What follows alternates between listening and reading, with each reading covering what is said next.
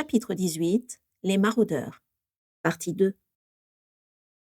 Il regarda de nouveau la carte. Ses amis avaient raison. Du haut de leurs 15 ans, et sans aucune aide, ils venaient de fabriquer un objet magique d'une valeur inestimable. « Vous êtes sans doute les élèves les plus doués de cette école, » dit-il. Sirius éclata de rire. « Doué ?» dit James. « Le mot est faible. » « Et pour faire disparaître les lettres, maintenant ?» James et Sirius échangèrent un regard complice et pointèrent leurs baguettes sur le parchemin, précipitamment imité par Peter. « Méfait accompli !» scandèrent-ils. Aussitôt, l'encre s'estompa progressivement et le parchemin reprit son aspect vierge et usé. Rémus l'inspecta sous tous les angles et dut admettre que la carte était parfaitement dissimulée. « J'ai commencé par un charme de camouflage, mais je me suis rappelé que c'était détectable par les capteurs de dissimulation. Alors j'ai utilisé de l'encre invisible, mais un peu modifiée par mes soins. » Avec un sourire malicieux, il pointa à nouveau sa baguette sur la carte du maraudeur. « Regardez, Aperecchio, » dit-il. Cette fois-ci, le plan de Poudlard n'apparut pas, mais l'écriture ronde et verte dessina une nouvelle phrase de présentation. « Messieurs Lunard, Queudevert, Patmol et Cornedru, » lut à nouveau Rémus, « présentent leurs salutations au vénérable James Potter et le remercient de leur faire l'immense honneur, » poursuivit Peter, « de poser son regard divin sur notre humble parchemin, » acheva Sirius dans un éclat de rire. James bomba le torse, extrêmement fier de lui. « Vas-y Rémus, essaie, » dit-il en faisant un clin d'œil à Sirius. Rémus obtempéra un peu méfiant et pointa sa baguette sur le parchemin. « Aperecchio, » dit-il. L'encre se déplaça sur le parchemin pour former une nouvelle phrase, que les autres lurent avec avidité.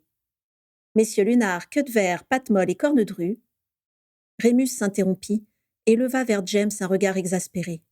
« Salut Rémus Lupin, le préfet le moins autoritaire que Poudlard ait jamais connu, » acheva à nouveau Sirius. Et il explosa de rire, rapidement imité par Peter et James.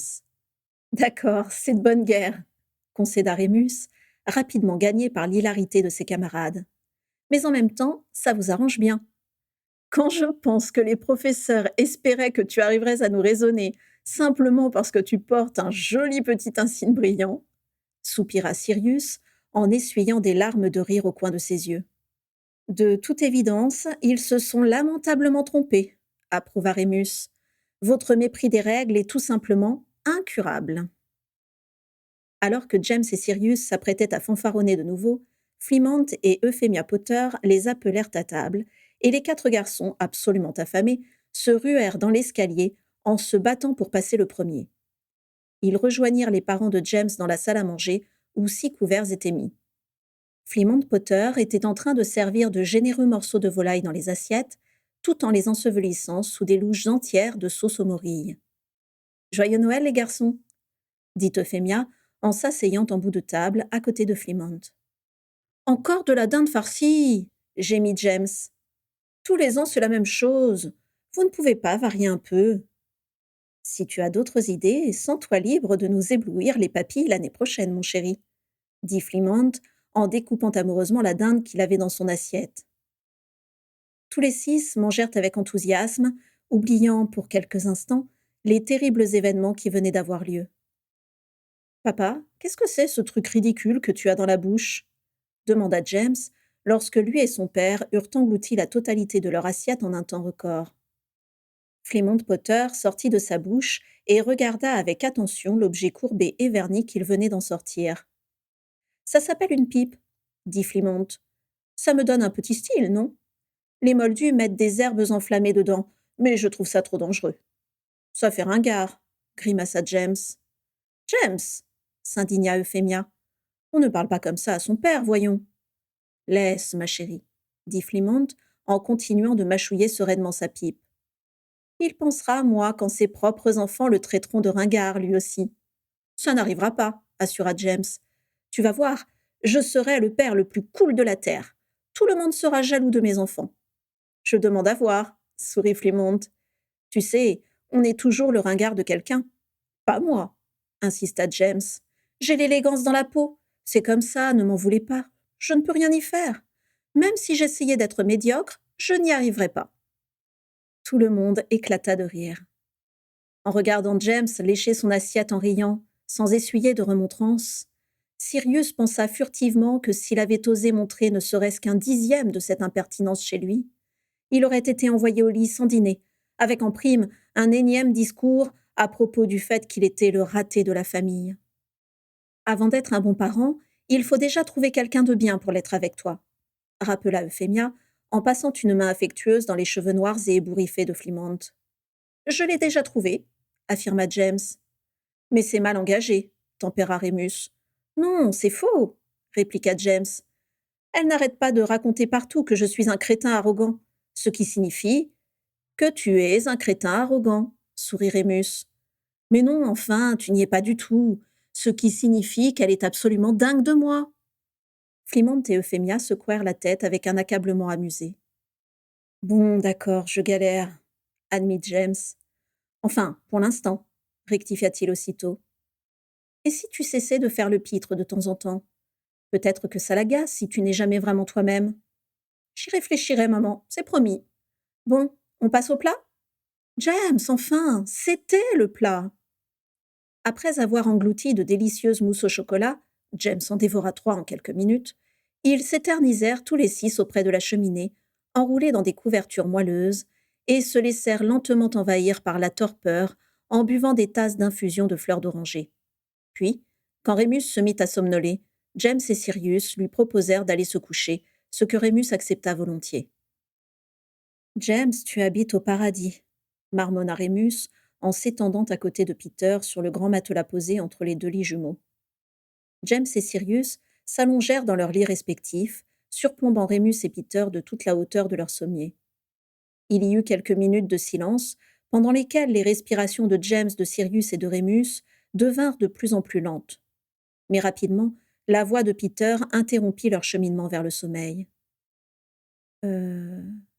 James, dis-moi, tu es vraiment sûr que ta maison est bien protégée?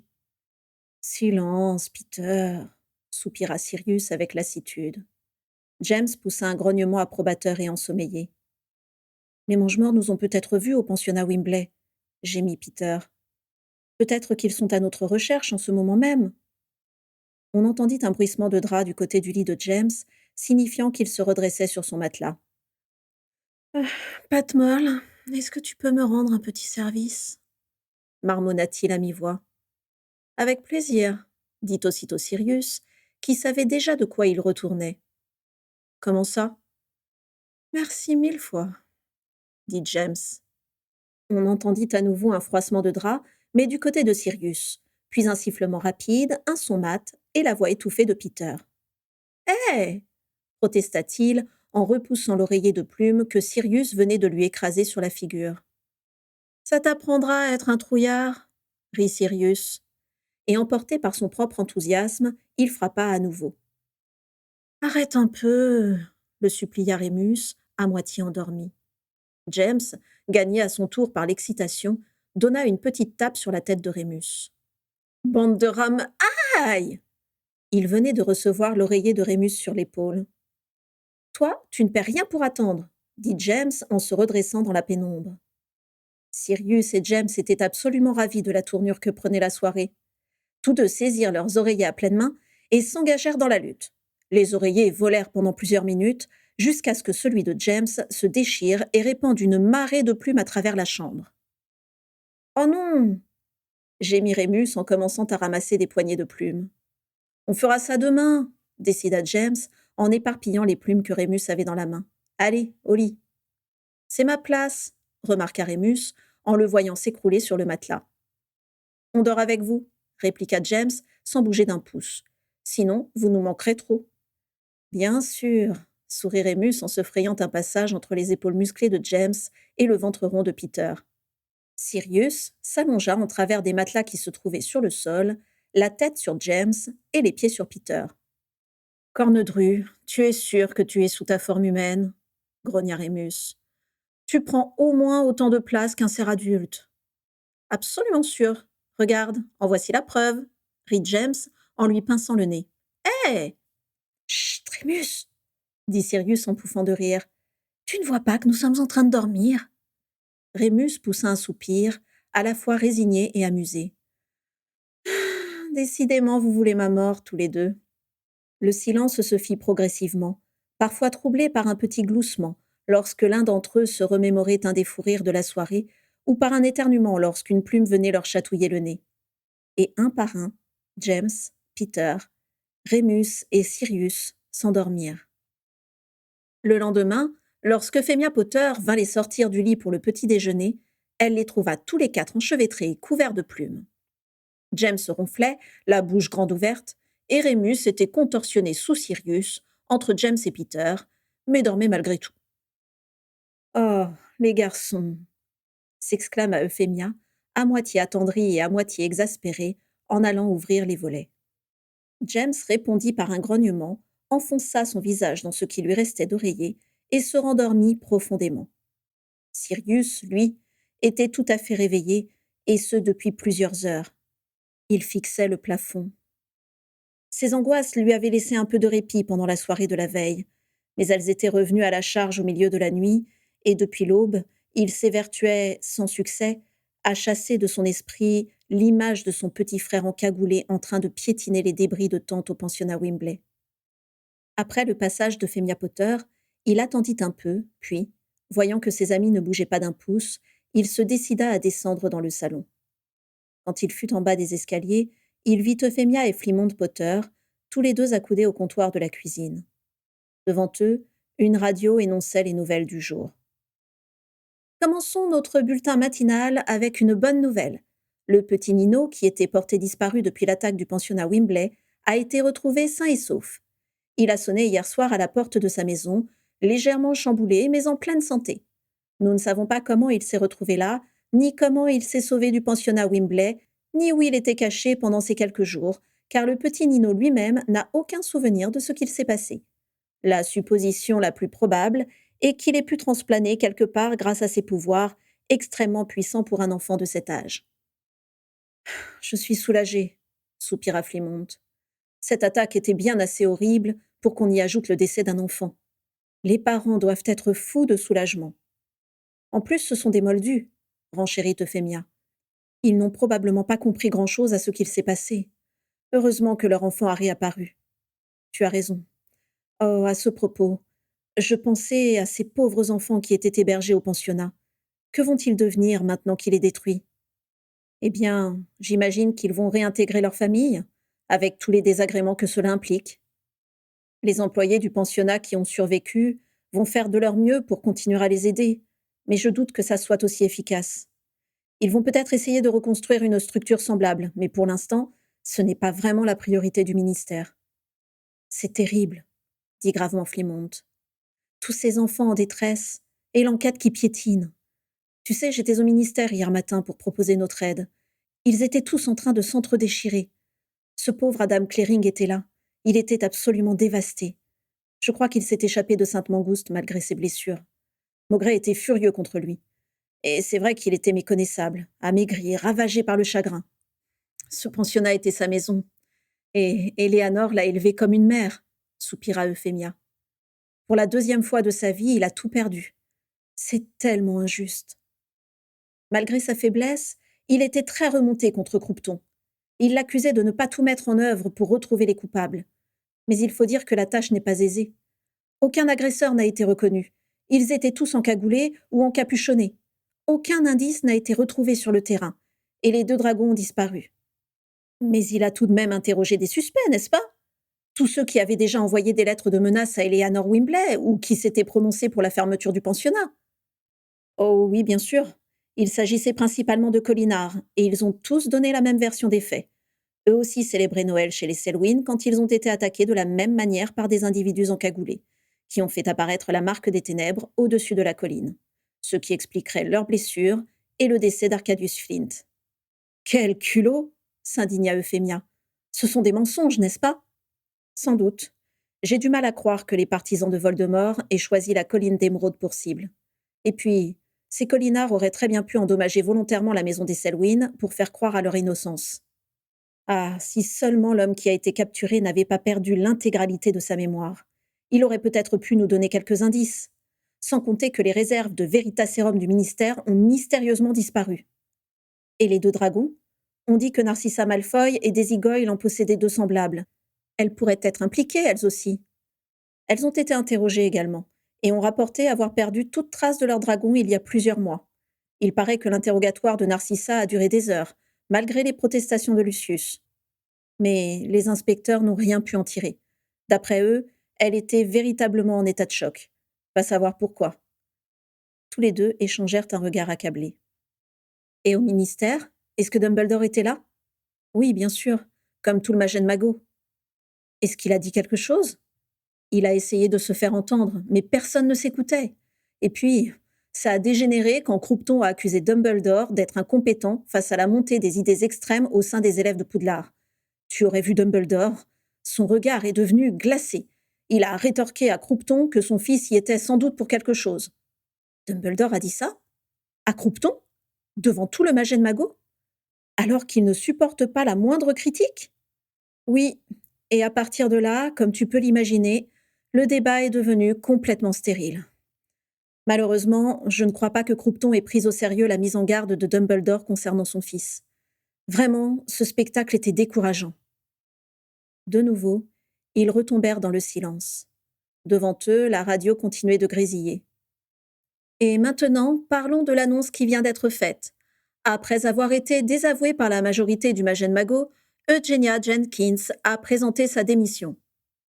Pauvre Jenkins, commenta Euphemia. Elle était de bonne volonté, mais elle était si mal entourée. Tous ses conseillers ont totalement sous-estimé l'ampleur de la menace. Le Magène Magot vient d'élire son nouveau ministre. Il s'agit d'Harold Mitchum.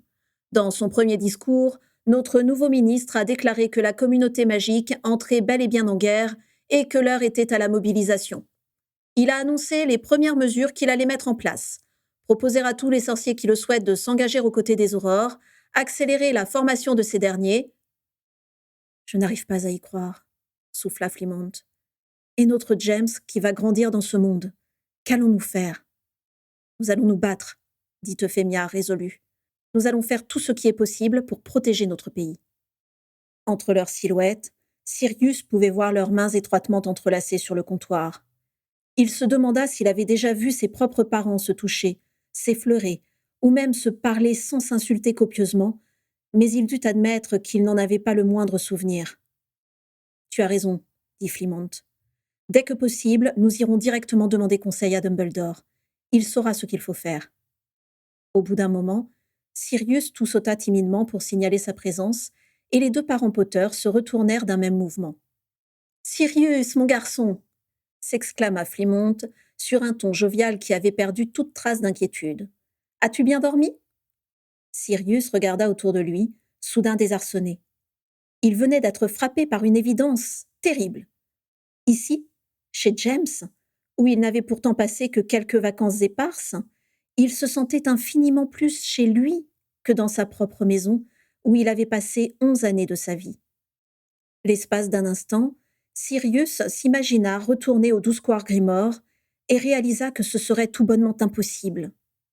Il ne pourrait plus jamais croiser le regard de ses parents, ni celui de son petit frère. Sa vie venait de prendre un tournant décisif. Tous ses repères venaient de s'écrouler, et même s'il avait toujours eu ces mêmes repères en horreur, l'incertitude de l'avenir le terrorisait. Où pourrait-il bien aller, une fois qu'il aurait coupé les ponts avec tous ceux qui partageaient son nom de famille? Bien sûr, les Potter l'accueilleraient à bras ouverts, mais s'il changeait d'avis, s'il se lassait de lui, s'il se disputait avec James, il n'avait aucune obligation de l'héberger après tout. Et il serait sans argent, sans ressources. Flimont et Euphemia semblèrent remarquer son désarroi, car ils se levèrent tous les deux d'un même mouvement. « Désolé, je... » La suite resta bloquée dans sa gorge. « Oh, Sirius !» dit Euphemia en s'approchant de lui. « Viens là !» dit-elle en le prenant doucement dans ses bras. Sirius fut bouleversé par cette marque d'affection. Il ne put retenir ses larmes plus longtemps. Malgré lui, ses yeux débordèrent, et 2 traînées brûlantes lui sillonnèrent les joues. « Je ne veux pas rentrer chez moi, Mrs. Potter !» hoqueta Sirius en secouant la tête. « Je ne veux pas, je ne peux pas !» Euphémia s'écarta de lui, et Flimonte lui posa une main affectueuse sur l'épaule. Sirius, tu as tout notre soutien. Et toute notre admiration, ajouta Euphémia. Euphémia et Flimont Potter avaient l'habitude touchante de compléter les phrases de l'autre. Tu as grandi dans une famille autoritaire, aux valeurs plus que discutables. Et tu as eu le courage, la force d'esprit de remettre en question ce qu'on t'apprenait et de le contester pour défendre le bien, la paix et la tolérance. Tu auras toujours ce mérite-là, assura Flémont. Toujours, approuva Euphémia. Tu peux en être fière. Et regarde ce que tu es devenu, en dépit de toutes les brimades que tu as subies, dit Flimont en lui donnant une petite tape sur l'épaule. Un jeune garçon formidable, brillant, généreux, drôle et fidèle, conclut Euphémia. Tes amis en ont parfaitement conscience. James en a parfaitement conscience. Malgré ses airs fanfarons, il t'admire énormément, renchérit Flémont. Tout comme nous, répéta Euphémia. Ils serrèrent à nouveau Sirius dans leurs bras, et il se calma peu à peu. Merci, dit-il en reniflant et en s'essuyant les joues. Il se sentait tout drôle, à la fois très triste et très heureux. C'est nous qui te remercions, dit Flimont. James n'a jamais été aussi épanoui que depuis votre première rentrée à Poudlard, dit Euphémia. Flimont s'écarta légèrement et lui tendit un mouchoir. Voilà pour toi, dit-il en souriant. Sirius se moucha bruyamment et émit un bruit étrange entre le rire et les sanglots. En tout cas, sache que notre proposition tient toujours, dit Flimont. Tu es le bienvenu ici, Sirius, aussi longtemps qu'il le faudra. Tu es comme un fils pour nous, tu le sais déjà. La pièce devint plus claire, sans que Sirius ne sache s'il s'agissait d'un rayon de soleil ou d'un effet de son imagination. Alors si tu souhaites passer l'été ici, pour cette année et pour toutes celles à venir, notre porte te sera toujours ouverte. Nous te réservons le petit lit dans la chambre de James. Ou bien nous mettrons une tente dans le jardin. Va pour la tente, rit Sirius. Parce qu'entre nous, l'odeur des pieds de James. Ah oui, bien sûr, une horreur, rit Euphémia en levant les yeux au ciel. Elle-même avait du mal à contenir son émotion. On parle de moi demanda une voix pâteuse. James venait de sortir de la chambre, ses lunettes posées de travers sur son nez. Ses cheveux ébouriffés et ses vêtements étaient couverts de plumes qui tourbillonnaient vers le sol à chacun de ses pas. « James, nous avons une bonne nouvelle à t'annoncer, » dit Euphémia tout sourire. « Laquelle ?»« Sirius passera l'été avec nous, » dit Flimont. James s'arrêta, soudain totalement réveillé. « Sans blague ?»« Sans blague, » confirma Sirius. « Tu ne veux plus retourner au Square Grimoire ?»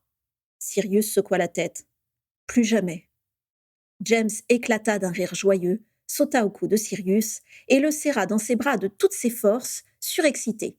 « Prépare-toi à vivre le meilleur été de ta vie, » lui dit-il.